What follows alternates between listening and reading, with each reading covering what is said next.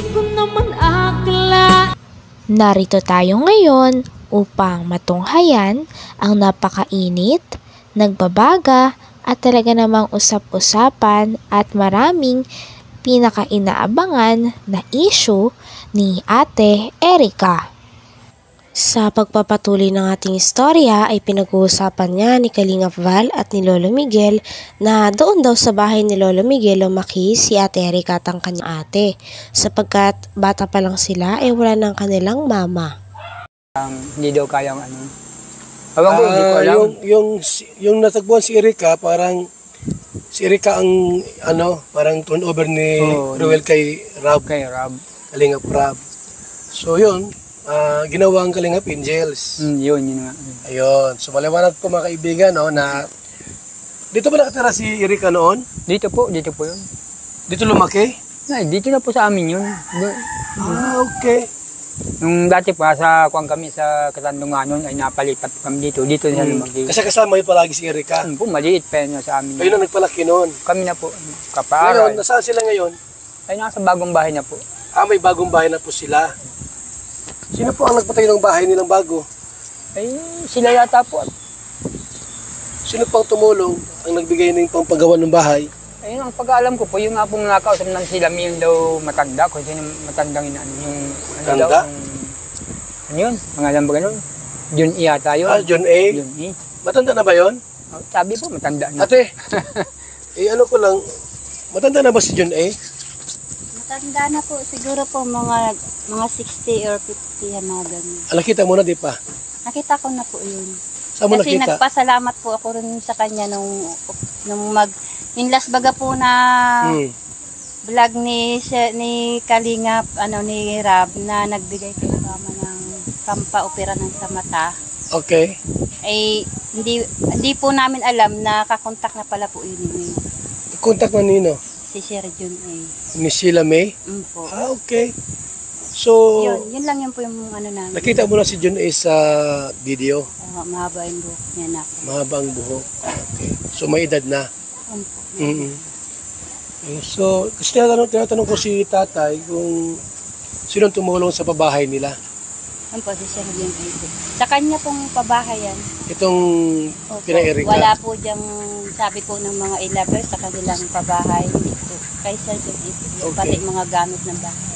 Okay. So, ibig sabihin ngayon, may bahay na si Erica. Sila may kumpleto ang gamit. Okay. So, ang nagpabahay niyan, si John A. Si Sir John A. Hindi ang e-lovers. Hindi po. Hindi ang e-lovers. Inaangkin lang po ng mga ilabers. Inaangkin nila na sila nagpabahay Kaya sila niyan. nagagalit kasi ayaw nilang mailabas ang totoo. Ganoon ba?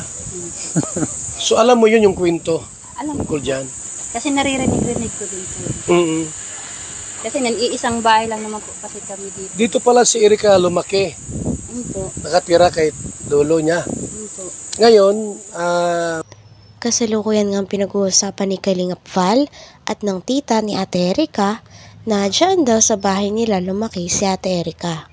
Ngunit dahil lamang daw talaga sa pera at susul-sul ng kanyang mga ate at mga tao na sa paligid niya, ay nag-iba daw talaga ang ugali nito at iniwan ng kanyang pamilya. lovers. Hindi po. Hindi ang lovers. Inaangkin lang po ng mga ilabers. Inaangkin nila na sila Kaya nagpabahay sila niya. nagagalit kasi ayaw nilang mailabas ang totoo. Ganoon ba? So, alam mo yun yung kwento? Alam ko. Tungkol dyan? Kasi naririnig-rinig ko din po. Kasi iisang bahay lang naman po kasi kami dito. Dito pala si Erica lumaki. Po. Nakatira kay lolo niya. Po. Ngayon, may bahay na silang bago. Siya po. Di ba pupunta rito si Erica?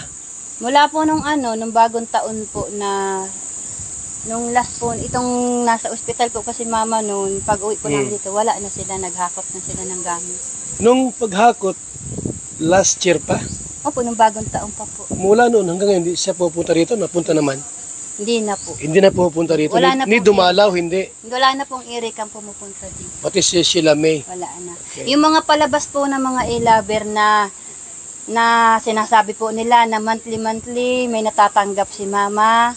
Sila mama, yung mga magulang ko. Meron? Kasi Wala? malingan po yan. So wala palang Wala natatanggap. po yan. Yun po yung gusto kong linisin po talaga na nalalaman po ng tao, binabaliktad po nila eh. Okay. Nakakaya pa. Tay, totoo ba na may tinatanggap kayong pera mula kay John A? Wala po, wala po. Wala kayong pera natatanggap? Wala po. Isa na yung balita na galing balita na yun nga, monthly meron kayong natatanggap na... Andun po sa mga Support. sa kagrupo nila. Okay. Nakakalat na po. Yan kumakalat na bali-balita. Eh, kakaya nga po at dahil nga ni Simana, suportado daw kami. Ay buwang-buwang baya. Pero wala pala. Wala po, wala po. Hmm. Pa-hospital nga yung asawa ko eh. Ilang beses sa hospital, ganyan. Sarili namin gastos. So bakit kaya tayo si Erika di na pupunta rito? Awan ko po nun, parang ayaw na kayong makita. Ano po kasi Kuya Val, ang simula po kasi ng alitan yung maglolo na yan, yung nitong last na vlog ni Sir Rab na nagpadala po si Sir John A daw po ng pampaopera ni Mama. Okay. Yun po ang inumpisahan nila na nagtampo sila kay lolo nila. Bakit daw? Na dingig naman po nila sa sabi po ni Sir Rab na pampaopera daw po ng matanda tapos allowance ni Erika pag eskwela at may mga sinabi pa ay nung pag-alis po kasi nila Rab nung po magpapaopera na po si Mama at kinukuha na po ng lolo niya ayaw na po nung bigay po nung dalawa at ang sabi po kasi ni Sheila Nilinaw na rin ng tita ni Ate Erika at ni Lolo Miguel na wala talaga silang natatanggap na pera kada buwan na galing kay Ate Erika. Gusto kasi ng mga tao na kasama na Ate Erika na aminin nila Lolo Miguel na pinapadalahan sila ng pera kahit naman hindi. At ayaw ito ng tita ni Ate Erika. Ano yun? yung mga awan ko po si Sir John kung ano po sinasabi sa kanya naman ng pamangking ko kasi yung about kay kasi ang nangyari po kasi yung kung anong sinasabi sa lolo niya yun din sinasabi kay John kaya nagdesisyon siya na wag nang ibigay kay Rab yung budget ng bahay kasi nga nag-iisip din siguro na kung saan mapunta. Kaya idinirekta na lang dito kay Sheila May. Siya ang naghahawak ng pera, siya ang nagmamanage. So tayo hindi totoo tayo na mayroon kang pera na natanggap buwan-buwan? Eh, wala po, wala po. Wala talaga? Wala po. So maliwanag po mga kalingap na walang tulong si John A mula yung tulong Yung buwan-buwan po. buwan-buwan na sinasabing binibigyan. Wala po. Wala po. Wala po talaga mga kalingap. Alam naman magsinungaling si tatang, di ba? So wala po talaga mga kalingap na tinatanggap si tatay. So ate, ano ang gusto mong mangyari? Dahil may mga naninira sa iyo na ano yung mga paninira sa yung iba?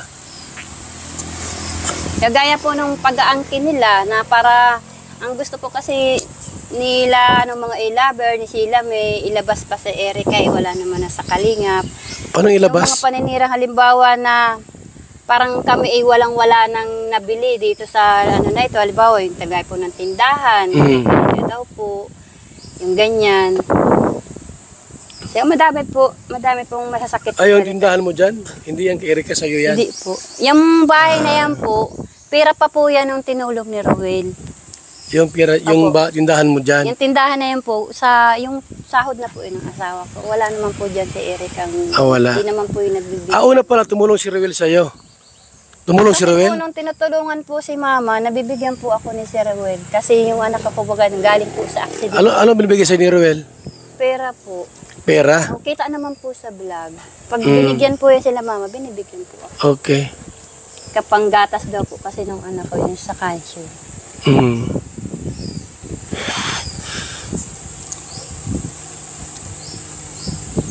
At least nabahayan na sila Erika. Meron na po, bahay sila doon. Pero hindi po pupunta rito? Hindi dumadalaw dito, no? Hindi na po. Mula po nung bagong taon. Hindi na po yun dito nagpunta. Nung kasagsagan pong nasa ospital yan si Mama. Baka may sama ng loob sa inyo. May nagawa kayo hindi maganda kay Erika. Para po sa amin, Hanggang dito na lamang muna ang ating napakainit, nagbabaga at talaga namang pinakausap-usapan na issue ni Ate Erika. Maraming salamat sa inyong panonood. Hanggang sa muli. Bye!